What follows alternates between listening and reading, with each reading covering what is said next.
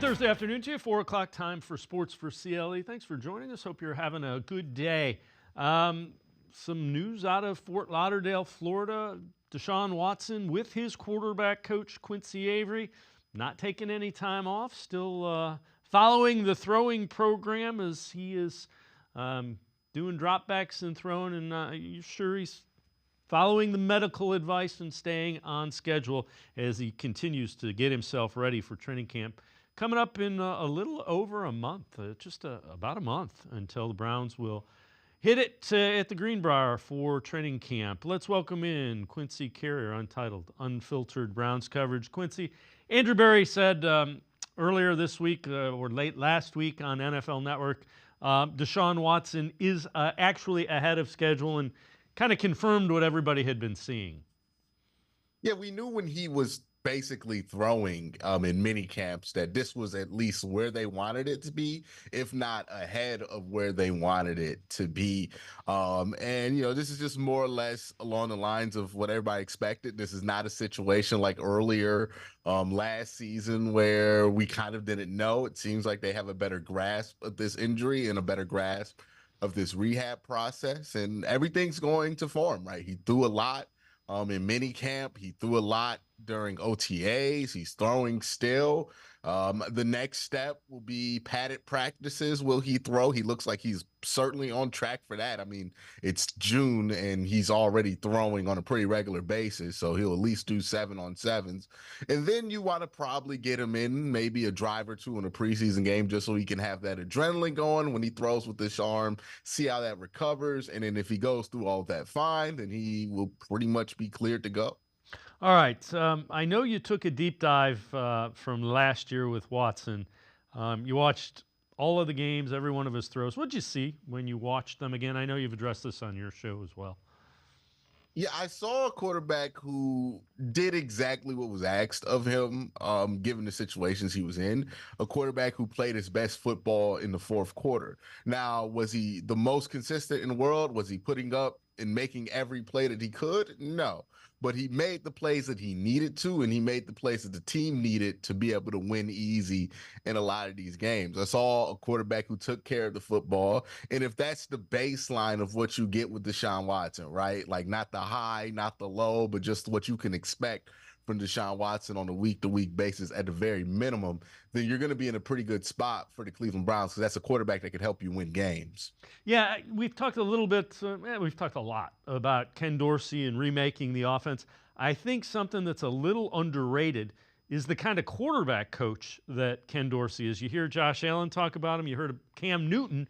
Cam Newton does not frivolously praise people, and he talked about how important Ken Dorsey was to having his success.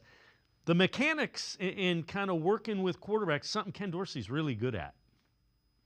Yeah, and it's something interesting when you look at Deshaun Watson, right? We in Cleveland tend to think that the Houston era was like when they did stuff right by him. But if you talk to people who were close to the team in Houston during that Deshaun Watson era, a lot of people were kind of upset with the team for not building a offense around the strengths of Deshaun Watson. So this is not a position he's really been put in his entire career where it looks like the team is going out of their way to make sure that they build something that really fits his skill set.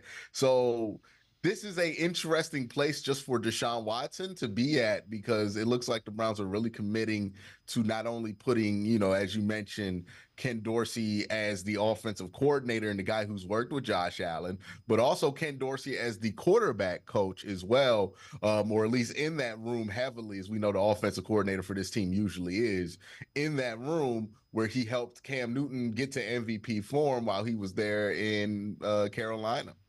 So I know you've addressed this as well. What did you think of the signing of Jameis Winston? I know you've addressed this on your show, and I tend to agree with you.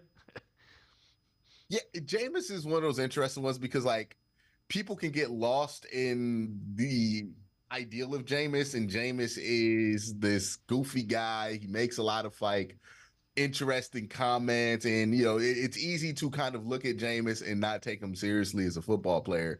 But the one area where I do think he demands that you do take him seriously as an intellectual on the football field, right? He was somebody coming out of college who got comped to Peyton Manning, right? Because of his ability and his football aptitude. That was one of the main things that put him over. And this makes us sound so old, but who was the more physical marvel at the time in Marcus Mariota. Now, it didn't turn out that way for either of those guys, but Jameis still has that football IQ to bring to the table. And even if he doesn't play, he's going to be a massive asset because he's a team first guy and he's one of the smartest guys on any football team that you put him on. So you have him working the iPad with Deshaun Watson, other guys who are football savants like Amari Cooper on that sideline drawing up stuff, and you just have more and more brilliant minds there to help you come up with more and more solutions to problems that might pop up during game days.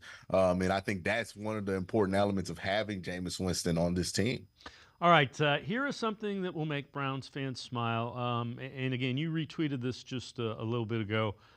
Nick Chubb, and take a look, and that's Nick Chubb working out, and those are the type of movements that you want to see from somebody coming back from the ACL, MCL. Those are lateral movements, and you're putting some weight on that. And so again, another job that shows Nick Chubb kind of progressing and trying to get back to where he needs to be.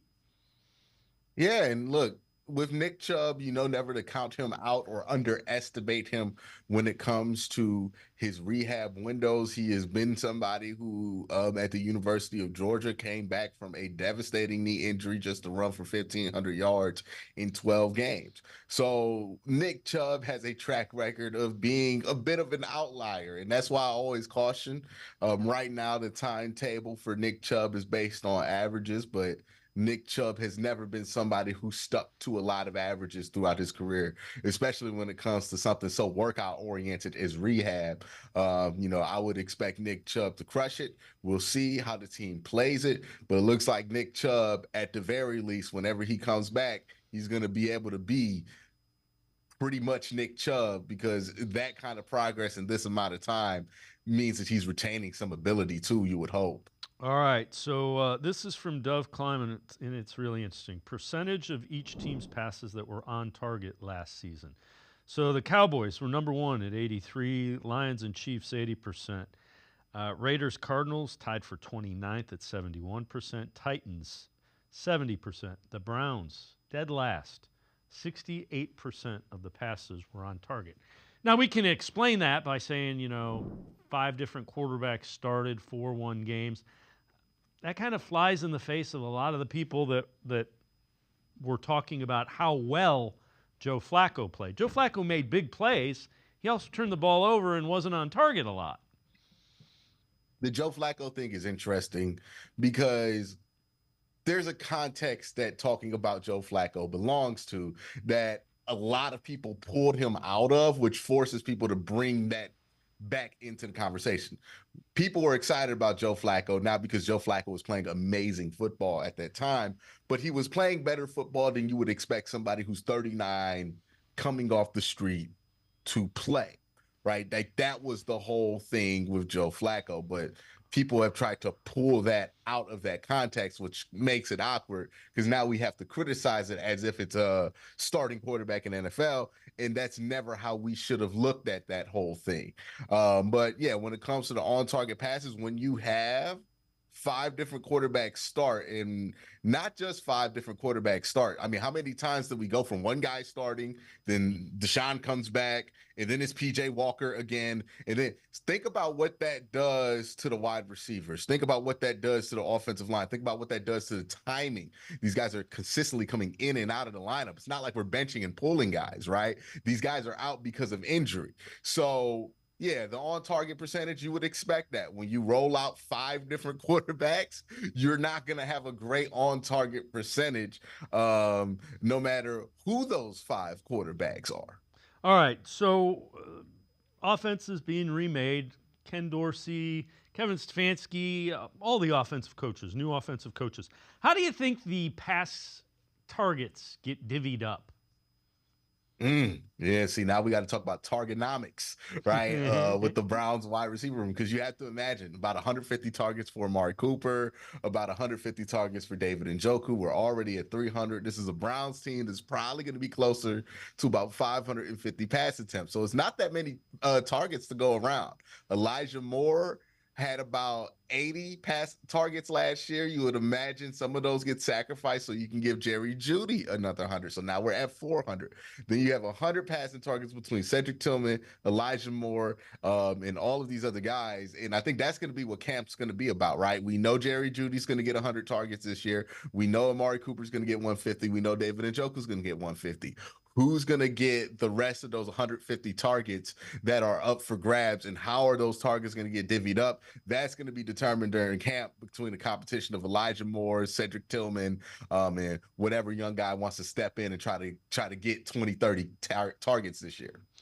Or even Jerome Ford at running back. Yeah, Nyheim Hines is going to be somebody else that they throw the ball to. All right, let's take a look at this. So this is D'Onta Foreman. Last several years, the more he carries the football, the higher his average is. So, again, a guy that when he carries the ball more gets you more yards per carry. That's a pretty good thing to have. You see, last year he only carried the ball 109 times. There was a 3 split, and it was 3.9 a carry. 203 yards, 4.5. 133 carries, 4.3. How do you think Foreman fits into this running back room, assuming that Nick Chubb isn't full go from the very beginning? He will do what Kareem Hunt was doing for the most part, and not necessarily what Kareem Hunt did last year, where Kareem was kind of this hybrid fullback, short yardage guy, more along the lines of what Kareem Hunt was to the running back room in like 2021, 2022. He's going to be that second back for Nick Chubb or for Jerome Ford or for Nyheim Hines, whoever gets that starting battle out of camp. That's why I think the role that D'Onta Foreman's going to take coming out of this season is going to be that role. Just basically, I mean, it's going to be pretty easy, right? I think he's wearing the same exact number as Nick Chubb, but it's going to be the same role too. Quincy Carrier and I are going to step aside, take a quick time out. Other side of the break, we'll head to the voicemail of Truth and Reason. Sports for CLE. We'll be right back. Stay with us.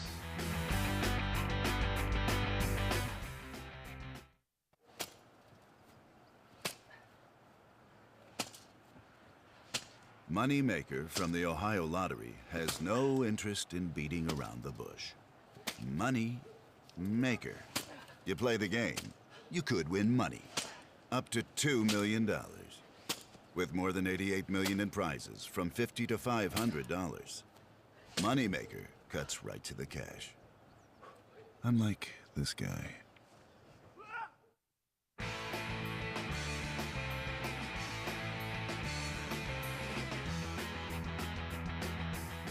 We continue talking Browns with Quincy Carrier from Untitled Unfiltered Browns coverage. Let's head to the voicemail of Truth and Reason.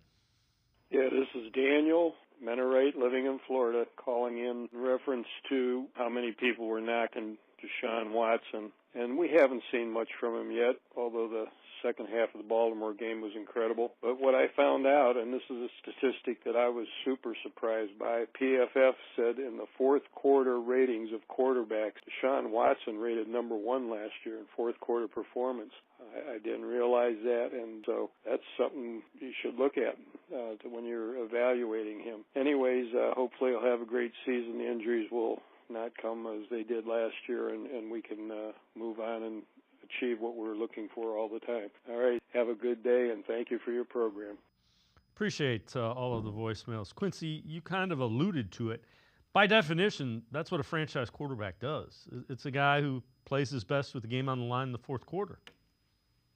If you would have listened to certain media outlets' coverages of the Brown season last year, you would have sworn that Deshaun Watson was being dragged across the finish line, not the best fourth quarter quarterback in the NFL. According to Pro Football Focus, he was pretty good in the fourth quarter. You look at any game that the Browns won that he started and finished, He played well in that fourth quarter and scored a touchdown specifically to put that game away or to put that game over the top or to or a game-winning drive like he did in Baltimore, right? Like you literally go through all of them. You can do it in Cincinnati, you can do it with Arizona, you can do it with Tennessee, you can do it with Baltimore 2 times. He got the game tying touchdown, and then he also got the game-winning drive there in that game as well with 2 giant plays of plus 15 yards to make that happen on that drive. So, yeah, Deshaun Watson, if there's one thing that was true about him last year, he is a fourth quarter performer still. He still came up big in the fourth quarters of those games outside of the Pittsburgh one. And if that's a trend that continues with the level of this defense plays at, that's why I feel like the baseline that you got from him last year will probably be good enough to win a ton of games. Hopefully you get a little bit of an improvement from that, right? You would like to see the bigger numbers. You would like to see the touchdown numbers just so you don't have to spend time explaining people that he's not bad at football anymore. But yeah, the stuff's there. He's probably going to be pretty good. And the fourth quarter stuff is probably the most intriguing stuff that he has provided last year in that sample of 5 starts. Yeah, without question. And again, that's when good quarterbacks play their best is in the fourth quarter. All right, top 10 scoring offenses from 2023. This is from NFL.com. I found this one surprising. So 49ers best, 28.4 points per game. Ravens and Dolphins, 27.5. Those don't surprise me. The Browns were top 10, 22.1 points per game. And when I think of the Browns offense, I don't think of a high-scoring offense. I think of a dominant defense. So it just goes to show some of the things that were intriguing about the Joe Flacco games, if you will. Well, it's not just the Joe Flacco games. I think that the Browns being top 10 that has a lot to do with the defense, right? When you have a defense that's consistently forcing 3 and outs, you're having a opposing defense that's out there more often. You're also probably getting better field position on offense because your defense is not giving up that many yards. They're getting turnovers, they're getting interceptions, leaving you short field. The defense bleeds over into the offense, and I think that's one of the main things driving the Browns being in that number. When we go back and watch these Browns games from last year, we'll notice a touchdown or 2 or maybe 3 a game where we're like, well, the defense really created that opportunity, right? Myles Garrett blocks a punt and we return it to the 15-yard line, and then Kareem Hunt runs it for like 5 yards to score. Yes, that's an offensive point, but that's really on the defense. I think a lot of the success on offense has to do with the success on defense. I think that's just how good that unit was last year. All right. I know you've addressed this on your show. Curious as to what you have to say. Browns expectations the next 5 seasons.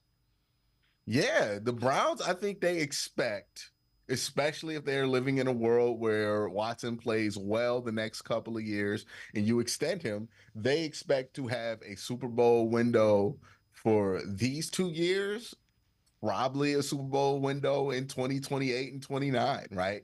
The Browns are hoping to have 2 real windows to win a championship over the next 5 years. And we'll see if that comes to fruition.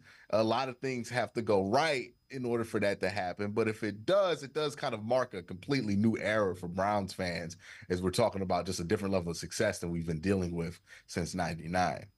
All right. Again, from your show, 5 things Browns need to fix. My number one thing on that list is the run defense. And the run defense wasn't bad last year, right? We saw bad run defense in 2022. But you are losing Sione Takitaki and you are losing Anthony Walker. Those were your 2 most sure tacklers in run defense last year. I think Sione Takitaki had a sub 7% missed tackle percentage, and Anthony Walker had a sub 5% missed tackle percentage. So pretty short tacklers. That's important because what do the Browns have a lot of? A lot of quick, instinctive, smaller players that miss tackles, right? Grant Delpit, JOK. So you need somebody in there to play cleanup. My question is, without Sione Takitaki and without Anthony Walker, is Jordan Hicks enough to play enough cleanup that the Browns don't give up some of the big runs that they even gave up last year, even with Sione Takitaki and Anthony Walker. If you're a Browns fan, if you're looking at one thing that can hurt the defensive performance as far as living up to what they did last year, I think the run defense and the run defense performance by the linebackers as far as short tackling in the backfield, that's going to be one of the things you got to keep a close eye on during camp, because that's one that I worry about being something that affects this defense's ability to be as dominant as they were last year. So what do you think the contract extensions mean for Kevin Stefanski and Andrew Berry?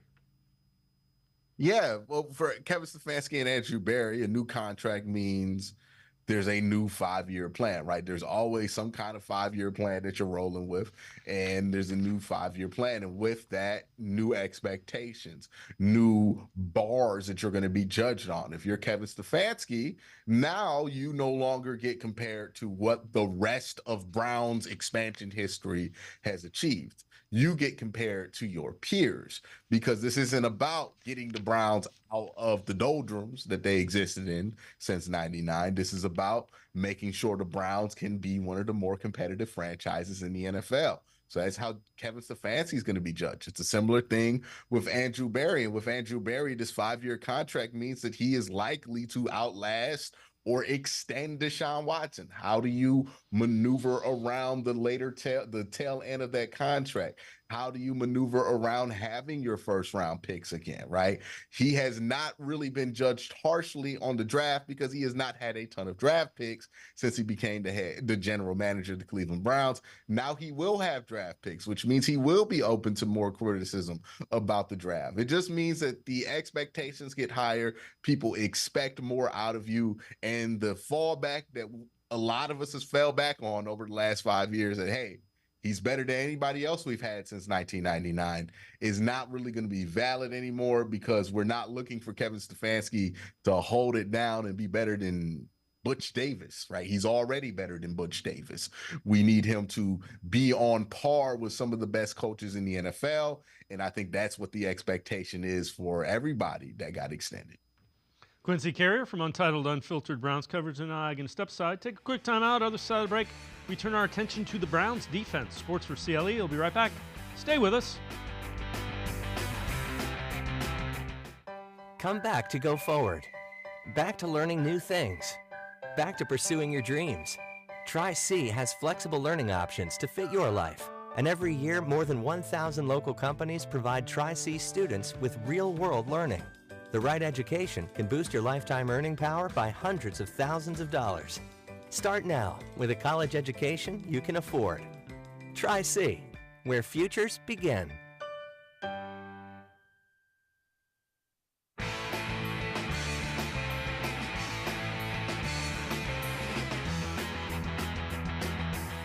We continue talking Browns with Quincy Carrier, Untitled Unfiltered Browns coverage. Amina Kimes from ESPN.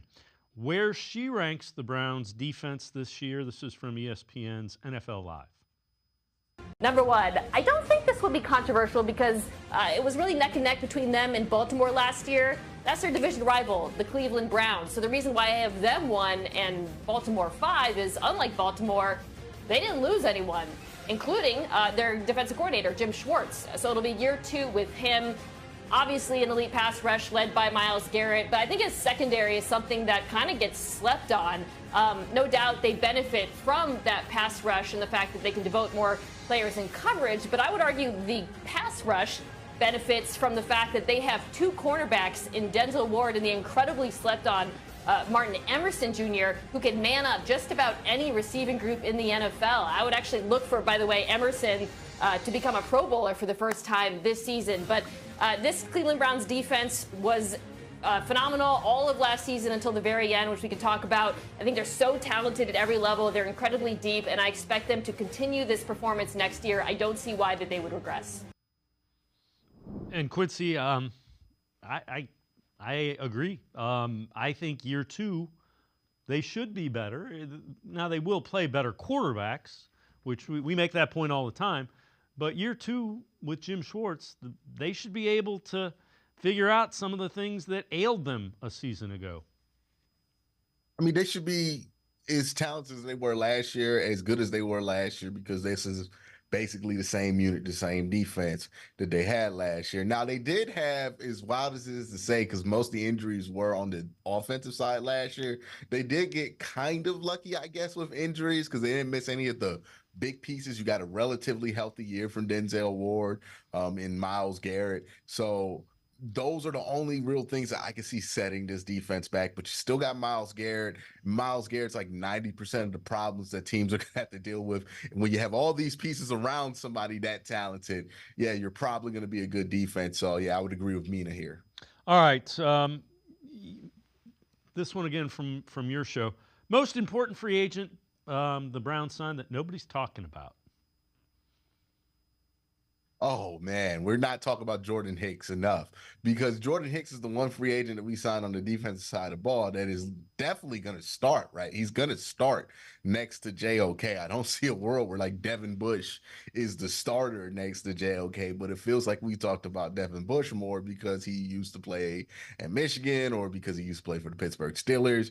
But yeah, this Jordan Hicks thing is a serious question because not only is Jordan Hicks going to be asked to play probably north of 900 snaps this year, he's also going to be asked to replace what Anthony Walker and Sione Takitaki have brought to this team over the last 2 years. And you can point to those two as being one of the more underrated role players that the Cleveland Browns defense has had. So it's definitely something to look at. It's definitely a player we should do more talking about.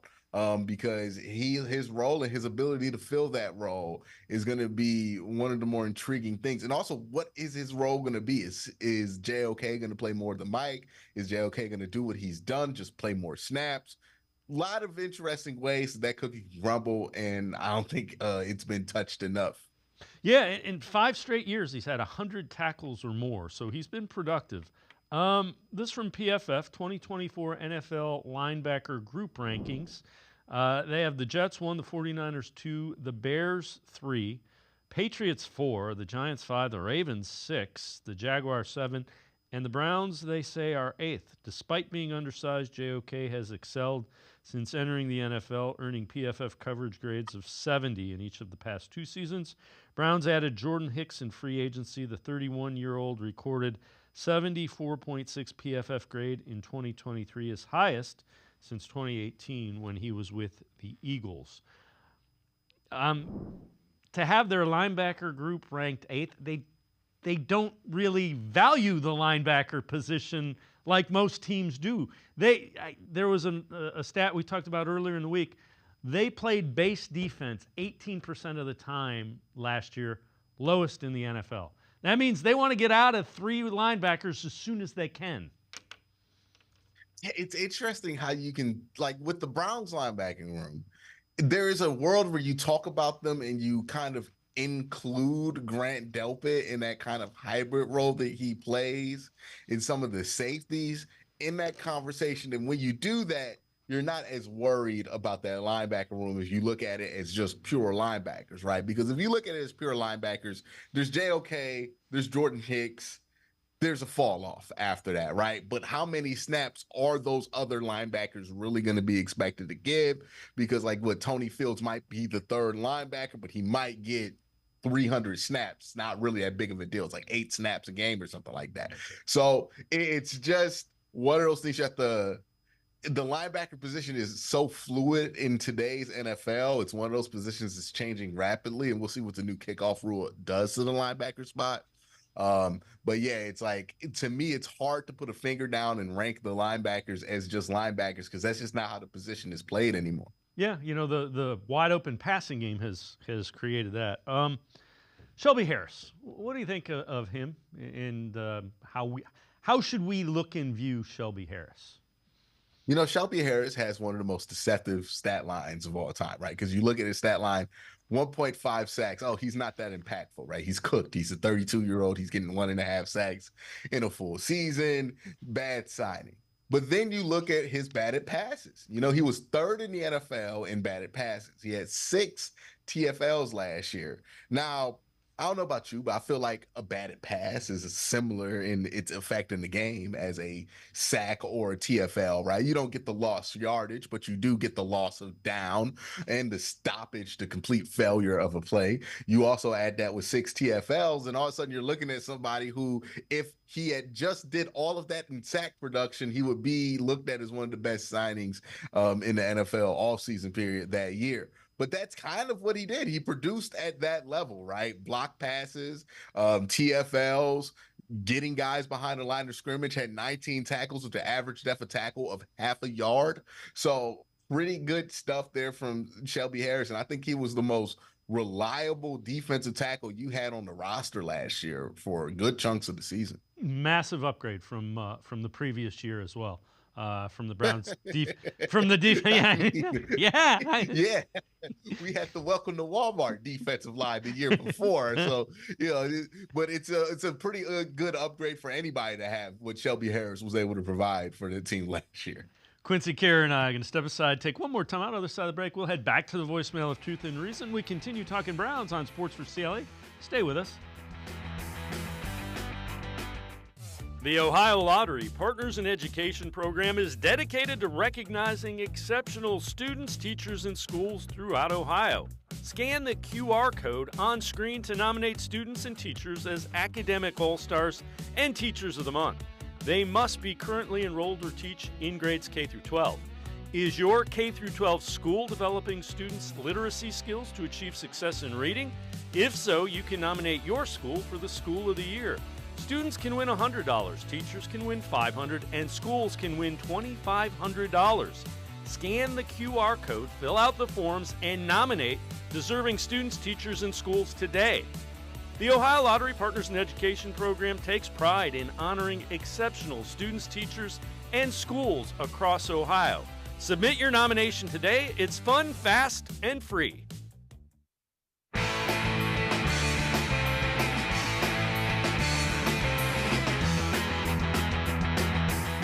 We continue talking Browns with Quincy Carrier from Untitled Unfiltered Browns coverage. Let's head back to the voicemail of Truth and Reason.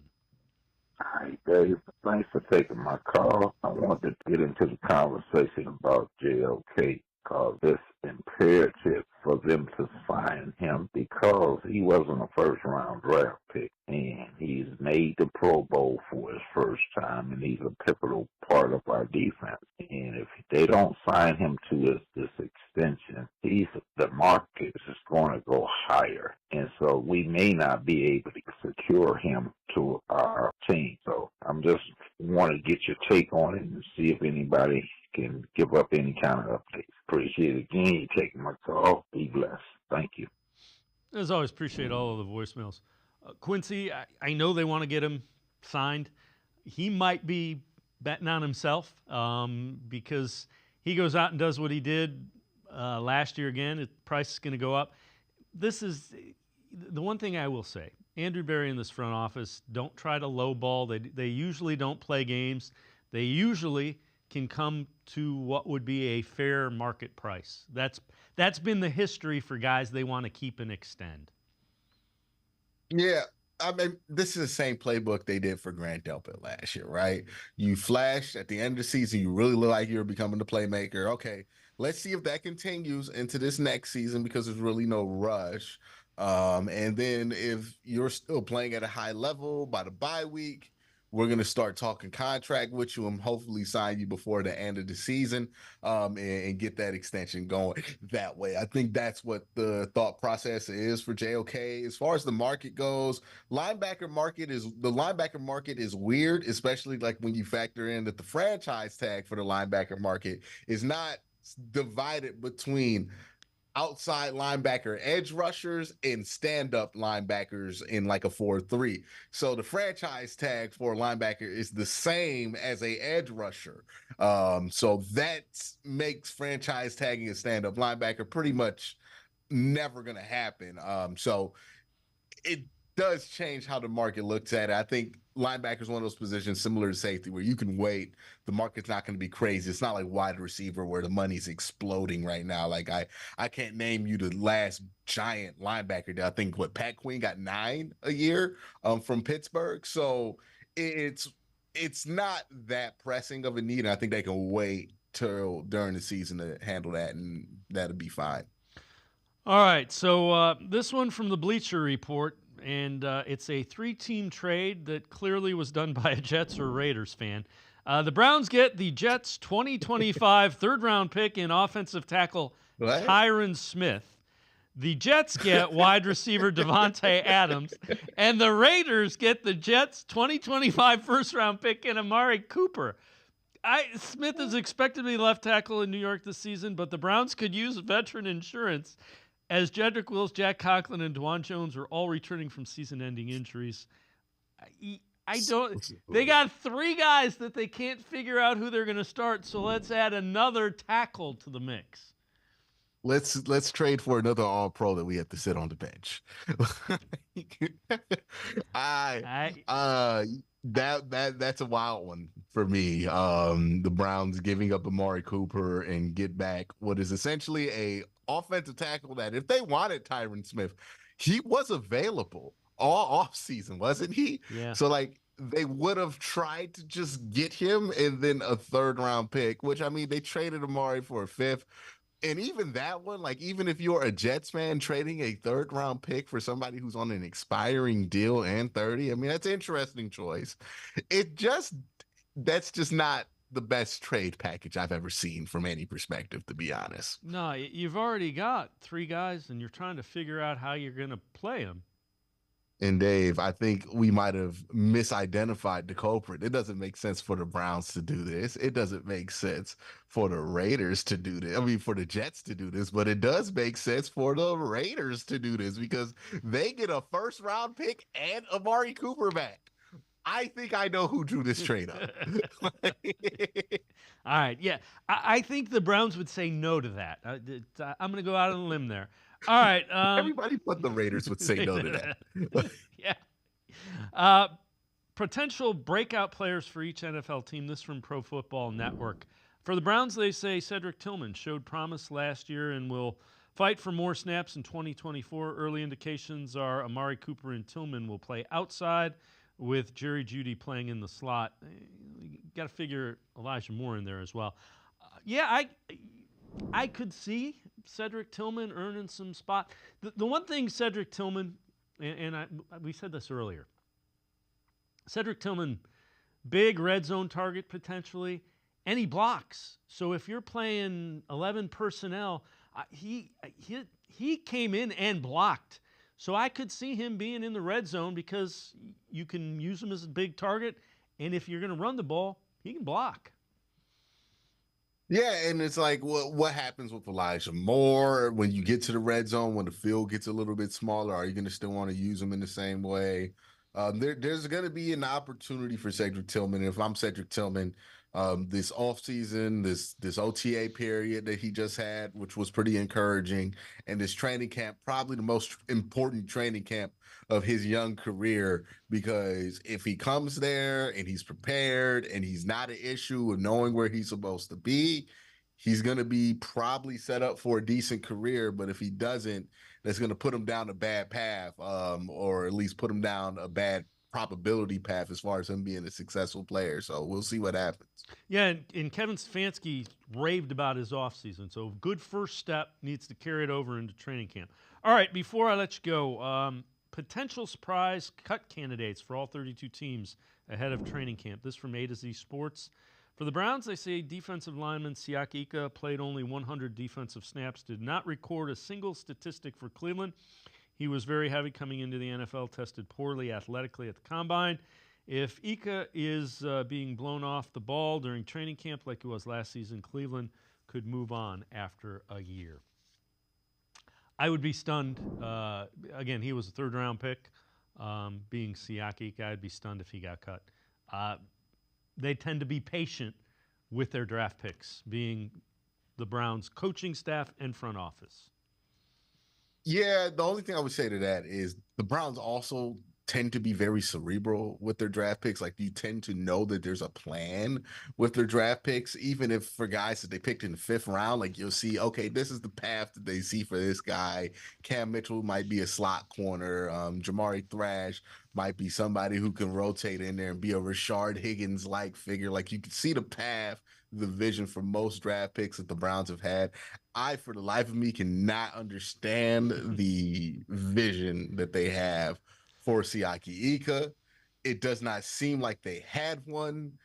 I thought maybe they were like, hey, we're going to bring him in to replace Dalvin Tomlinson, but then they asked him to slim down, which makes no sense if you want him to replace Dalvin Tomlinson, which makes me think you want to make him a pass rusher, which makes no sense given that Siaki Ika was a terrible pass rusher at Baylor. So just look at that pick and I say to myself, anything can happen, because I still would love to know what went down and what the process was to turn that card in, because it just feels like the one pick they've made in 3 years that they have had no real plan. He did not play. He did not dress for most of last year, right? Like, it does not seem like they have a plan for him. And even with somebody like Anthony Schwartz, who they stuck with for 3 years, there was a obvious plan for Anthony Schwartz to try to get him on the field. He just could not fulfill that plan.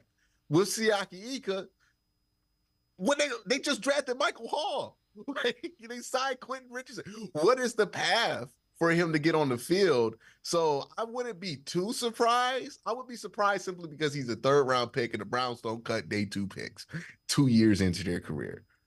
But if there's one that could, it's this one where I'm like, this don't seem like y'all committed to this pick the second y'all made it, because I don't understand what the plan was. And it doesn't seem like they had a plan for this pick, which is rare for a really cerebral front office, but everybody has their selections. I'll just put it down. I don't want to label it bad or anything yet. It's 1 year. Yeah, we'll see. Again, he's got to be better. He's got to be better than he was a season ago, without question.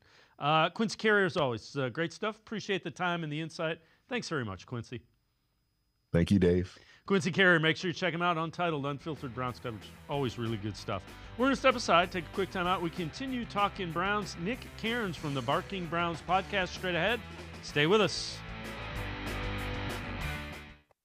Come back to go forward. Back to learning new things. Back to pursuing your dreams. Tri-C has flexible learning options to fit your life. And every year, more than 1,000 local companies provide Tri-C students with real-world learning. The right education can boost your lifetime earning power by hundreds of thousands of dollars. Start now with a college education you can afford. Tri-C, where futures begin.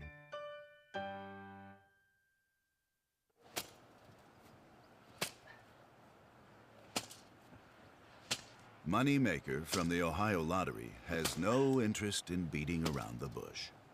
Money Maker. You play the game, you could win money. Up to $2 million. With more than $88 million in prizes from $50 to $500. Moneymaker cuts right to the cash. Unlike this guy.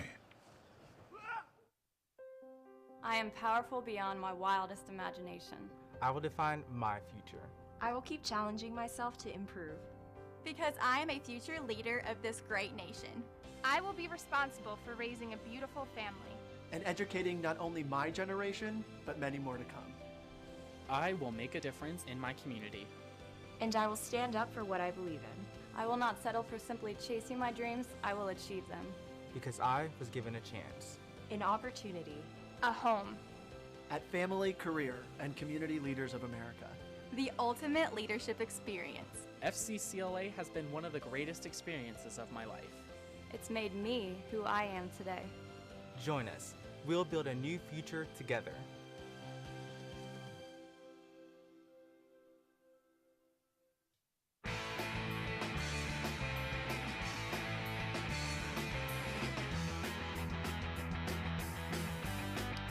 We continue talking Browns on Sports4CLE. Former Steelers defensive back Ryan Clark, now on ESPN, on if he agrees with his cohort, Mina Himes, that the Browns have the best defense in 2024. This from ESPN's NFL Live. I do, and I love the fact that she highlighted the secondary first, because everyone starts with Myles Garrett, obviously the defensive player of the year. But when you look at the back end, they were able to play man-to-man against every team in the NFL because of Denzel Ward, who to me is a top-tier corner, a guy you talk about with Sauce Gardner, and also people like Jalen Ramsey. And then Martin Emerson on the other side, he's long, he's rangy. So this is a team that could go matchup on the back end. And Greg Newsome played the slot, and he was also a first-round draft pick out of Northwestern. But when you look as the year went on, they were banged up a little bit, and I believe the loss of Grant Delpit hurt this team. So now with him healthy and Juan Thornhill on the back end, J.O.K. is an absolute star at the linebacker position, and obviously we all know who Myles Garrett is and who he became under Jim Schwartz. Again, Ryan Clark giving you a little bit of a perspective on the Browns secondary from a former defensive backs perspective, which I think carries a little bit more weight. So, again, likes Emerson, likes Ward. Juan Thornhill was banged up as well. So that secondary definitely underrated compared to the rest of the defense. This from CBSSports.com, projecting all-pros at each defensive position. Linebacker who profiles as a potential all-pro, they go with Jeremiah Owusu-Koramoah. Owusu-Koramoah made great strides within his first season under Jim Schwartz. He's making plays in which other players are incapable of making. Last year, stuffed the stat sheet, 3.5 sacks, 1 forced fumble, 2 interceptions. Also, one of the league leaders in TFL's tackle for loss was Jeremiah Owusu-Koramoah. Let's welcome in Nick Karns from the Barking Browns podcast. Nick, JOK, kind of the year he had, he really came on, especially late in the year under Jim Schwartz. Yeah, there's no doubt about it. You saw the graphic there. I believe JOK was alone in having the 20 tackles for loss. He was the NFL leader, as far as I know, and to be able to put 95 tackles on top of that, I think we really saw the Jim Schwartz defense play to its strengths. They want to play an aggressive attacking style of defense, and that fits JOK so perfectly. So it's no surprise to me that we saw him thrive in that role. And I think the sky's the limit for him. Honestly, another year like that, I feel like this first year, you look back at it and you say, okay, there was a ton of production here, and this is one of the upper echelon linebackers in the league. And it really will just take one more year of a similar performance until the rest of the league takes notice as well. How badly do you want them to get an extension done, a new contract? Because it's not an extension. As a second-round pick, there's no fifth-year option. How important is it that they get him done probably before the end of the season so he doesn't hit free agency? I think it's essential because when you look at the linebacker room as a whole, the Browns have employed a lot of guys on 1 year short-term deals that have kind of been here for a time and left. But it's like JOK, especially as the year went on, they gave him more responsibility in terms of the green dot and calling the defense. He's the centerpiece of what Jim Schwartz wants to do. And when they gave him, you talked about as the year goes on, he gets better and better, and they gave him more responsibility as well. So to shine like that and to perform like he did, I think he earned that role and really showed his value to the defense. If there was one linebacker that was going to be in Cleveland long term, I think it's JOK. I think that's where you build your room around and from. And so I definitely think now we've seen the Browns do some extensions during the season. We've seen the Browns do some extensions in the summer during camp. Nick Chubb was extended during camp when he signed his last extension. So it wouldn't surprise me at all to see that type of deal get done, maybe even before the season here. All right, while we're on contract topics, is it worth it to give Amari Cooper a 2-year extension that he wants? So this year and 2 more. Do you think that's worth it? Just your thoughts on Cooper? I understand the conventional thought that when a wide receiver hits 30, you're typically that can be risky. right? But in Amari Cooper's case, last year we saw him set a career high in touchdown receptions with the Browns, and this year we saw him set a career high in receiving yards. He broke Josh Gordon's single game receiving record. I just think that there has been so many signs that Amari's not slowing down. He played through injury. He was consistent. You had 5 different quarterbacks play for the Browns last year, 4 with Amari, and you saw him be productive regardless of who was throwing in the ball. So in this case, I think Amari is that guy. There is a lot of potential in the wide receiver room. I have high hopes for Cedric Tillman, and they just traded for Jerry Jeudy and added Jamari Thrash, but Amari is the one guy that you can say is going to be rock solid, reliable, and a guy that just leads your wide receiver room. So I understand why the team has hesitation, but when a guy is coming off his career high receiving yards, I just think it makes too much sense not to extend him and not to give him that security that I feel like he's earned through his production. Yeah, it's tough to argue. And again, I get the 30-year-old, but to your point, core muscle injury, played through it. The heel kept him out. He's played banged up and has answered the bell. So I certainly understand his thinking. Before I let you go, NFL power rankings by tiers. This from Pro Football Network. Tier number 1, legit contenders. They go Chiefs, 49ers, Lions, Bengals, Ravens, Eagles. Tier number 2, we need to see it again. Texans, Packers, Rams. Tier number 3, now we're talking. Bills at 10, Dolphins 11. They have the Browns 12, just ahead of the Cowboys, Jets, and Jaguars. Could make a case for the Browns being higher on this list. Defense is excellent. The offense is loaded on the line and at skill positions. If Deshaun Watson plays to Pro Bowl level, Cleveland will be one of the best teams in the AFC. I don't think he needs to play Pro Bowl level. He needs to play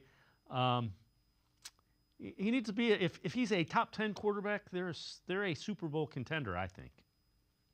I completely agree. You know what? We saw P.J. Walker lead the Browns to victory over the number 1 seed in the NFC. We saw Deshaun the last time he was healthy lead the Browns to victory over the number 1 seed in the AFC. You look at the defense, and Jim Schwartz has talked about last year they didn't even get to implement everything that they wanted to. And this is a defense that gave up the least yards per game in the NFL. And that's with an offense that led the league in turnovers, right? So you think about it and you say, if they could just cut down the turnovers a little bit and take this step forward offensively, if you are just a competent offense, I very much trust the defense to be able to carry that load, which is a nice new luxury to have. And speaking of that, there just was a video that came out today of Nick Chubb working out and balancing on that knee that he had surgically repaired. I know Nick and Kevin have both maybe hinted that he could be ready sooner than maybe was originally thought. And we've seen Nick Chubb be able to carry an offense himself. So to me, if I agree, if Deshaun Watson is just a top 12 quarterback, I very much expect the Browns to be contenders. Nick Karns, Barking Browns podcast. Great stuff. Appreciate the time and the insight. Thanks very much, Nick. Thanks for having me. Nick Karns, make sure you check him out. He is one of the hosts of the Barking Browns podcast. We're going to take a quick time out. We turn our attention to the Guardians and the Cavs. Sports for CLE. We'll be right back. Stay with us.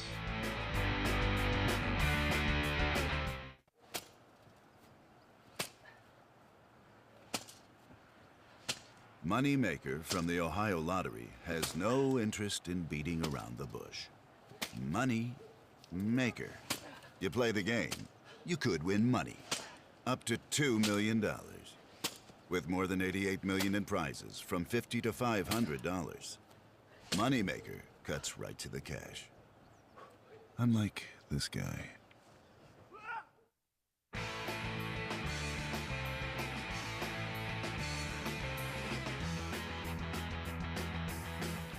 We turn our attention to the Cleveland Guardians, getting ready for a series in Kansas City against the Royals. Trade deadline about a month away or so. Guardians trying to upgrade the starting pitching, and they're already trying to do some things.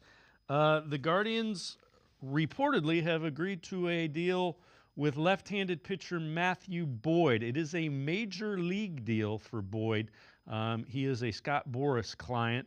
This is according to multiple sources. Boyd, 33, coming off Tommy John surgery about a year ago. This deal is again pending a physical. They saw him throw last month, looked pretty good. About a year, almost a year to a day, he had Tommy John surgery. He had made 15 starts with the Tigers last year before requiring Tommy John. Has had mixed results, but again, a guy that has won at the big league level, Matthew Boyd, left-handed pitcher, and has had some success during his seasons in the big leagues, predominantly with the Tigers. So again, Guardians would need to ramp him up, assuming he passes that physical. Hasn't thrown in over a year in games, but did throw for the Guardians and several other major league teams. Has agreed to a major league deal with the Guardians pending a physical, so we'll see if that works out. Guardians also made another roster move as Will Brennan on the injured list with an oblique muscle strain, and infielder Jose Tena promoted from AAA Columbus to take his place on the roster.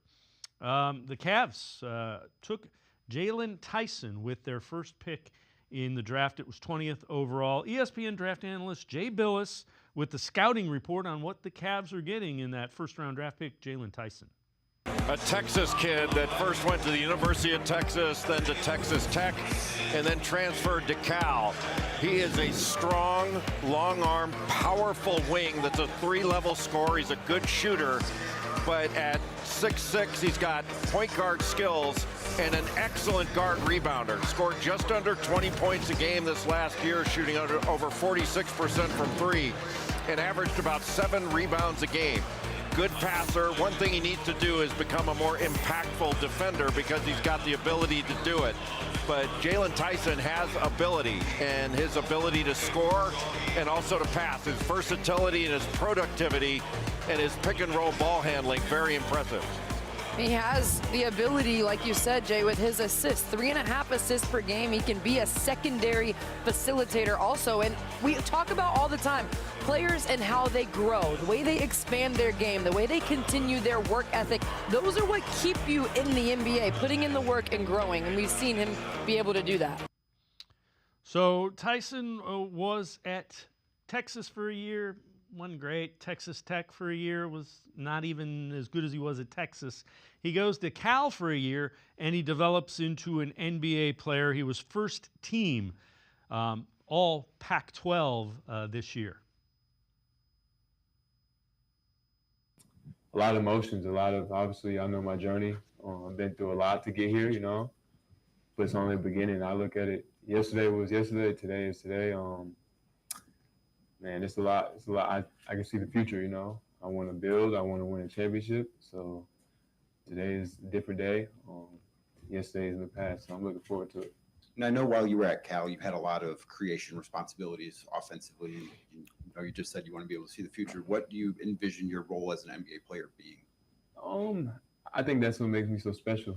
I could play a lot of roles, and whatever role they see me in, I feel that's what I'm going to thrive in because I'm going to work my tail off on it. But, you know, there's a lot of things I could do, and there's a lot of things I want to learn to do. I want to learn from great players that's in this organization already. So I don't know what that role looks like now, but I'm looking forward to finding out. So the Cavs feel he can play point guard, he can play shooting guard, and he can play some small forward. Kobe Altman, Cavs president of basketball operations, on how Jaylon Tyson got on their radar.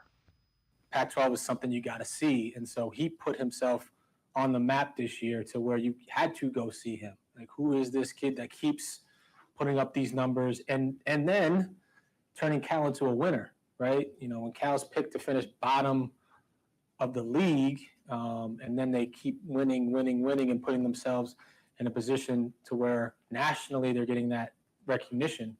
It made it obvious that we had to go see him, and you know, our guys have seen him a ton in person. Obviously on TV. And then I will say this, man, it's never over till it's over. And his draft process really elevated him. I mean, you know, we can watch film, we can scour the numbers, but when someone makes that kind of impression on you in person, especially with how the agents are trying to play this mystery game with us all the time now. He wasn't trying to be a mystery. I'm here. I'm going to compete. I'm going to show you what I got. And that was meaningful to us. So Tyson was asked at that introductory press conference, what are the Cavs getting in Jaylon Tyson? What does he think his role will be with the Cavaliers? A winner, one, hard worker, and everyday guy.